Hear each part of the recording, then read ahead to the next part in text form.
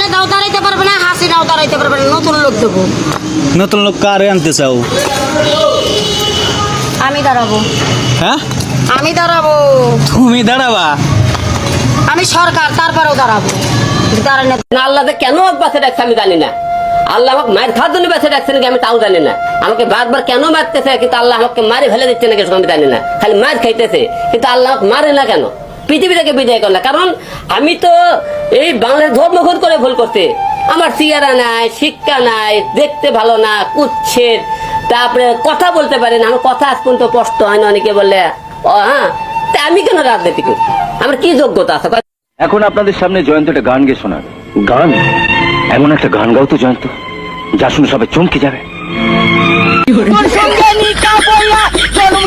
আলু খাইয়া আমায় বাড়ি একা থুইয়া আড্ডা মারো কোথায়।